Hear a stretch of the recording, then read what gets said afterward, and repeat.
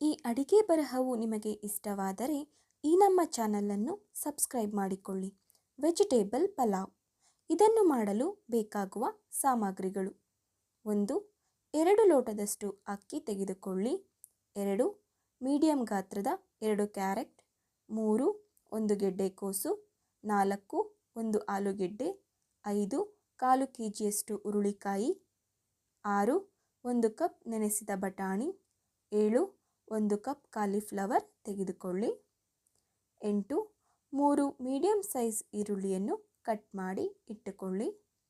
9 10 ಹಸಿಮೆಣಸಿನಕಾಯಿಯನ್ನು ತೆಗೆದುಕೊಳ್ಳಿ. ಇಲ್ಲಿ ಹಸಿಮೆಣಸಿನಕಾಯಿ ಬಂದು ಖಾರ ನೋಡಿ ತೆಗೆದುಕೊಳ್ಳಬೇಕು. 10 2 ಗೆಡ್ಡೆ ಬೆಳ್ಳುಳ್ಳಿಯನ್ನು ಸಿಪ್ಪೆ ತೆಗೆದು ಸುಲಿದು ಇಟ್ಟುಕೊಳ್ಳಿ. 11 1 ಇಂಚಷ್ಟು ಶುಂಠಿಯನ್ನು ಕಟ್ ಮಾಡಿ ಇಟ್ಟುಕೊಳ್ಳಿ. 12 5 ಲವಂಗ. 13 1 ಇಂಚಷ್ಟು ಚಕ್ಕೆ. 14 4ರಿಂದ 5 ಮೆಣಸನ್ನು ತೆಗೆದುಕೊಳ್ಳಿ. 15 ಒಂದು ಚಿಕ್ಕ ಬೌಲಲ್ಲಿ ಪಲಾವ್ ಎಲೆ, 2 ಏಲಕ್ಕಿ, 2 ಲವಂಗ, ಕಸ್ತೂರಿ ಮೇಥಿ ತೆಗೆದು ಇಟ್ಟುಕೊಳ್ಳಿ.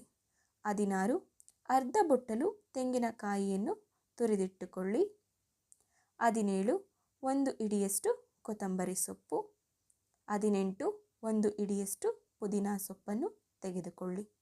19 1-2 ಸ್ಪೂನ್ ತುಪ್ಪವನ್ನು ತೆಗೆದುಕೊಳ್ಳಿ.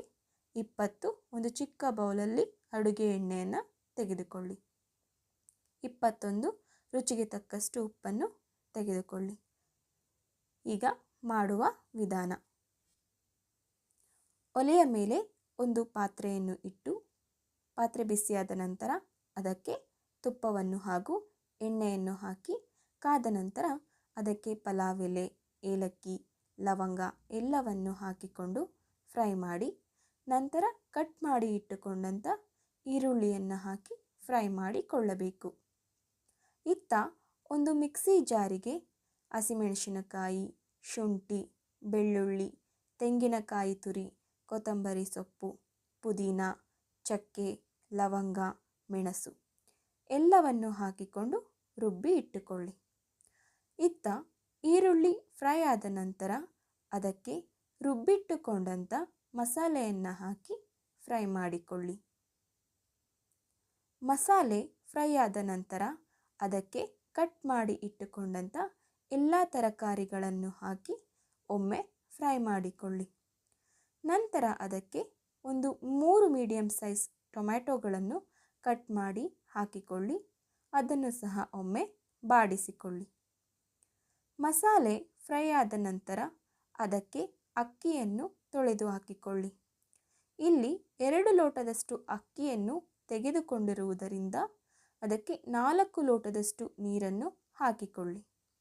ಒಂದು 5 ನಿಮಿಷ ಅಕ್ಕಿಯನ್ನು ಬೇಯಲು ಬಿಡಿ. ನಂತರ ಅದರ ಮೇಲೆ ಒಂದು ಪ್ಲೇಟನ್ನು ಮುಚ್ಚಿ ಸಣ್ಣ ಉರಿಯಲ್ಲಿ 10 ನಿಮಿಷಗಳ ಕಾಲ ಬೇಯಲು ಇಡಬೇಕು. ನಂತರ ಸ್ಟವ್ ಆಫ್ ಮಾಡಿ ಸ್ವಲ್ಪ ಹೊತ್ತು ಬಿಟ್ಟು ಮೊಸರು ಬಜ್ಜಿಯನ್ನು ಮಾಡಿಕೊಂಡು ಬಿಸಿಯಾದ ವೆಜಿಟೇಬಲ್ ಪಲಾವನ್ನು ಸವಿಯಬಹುದು.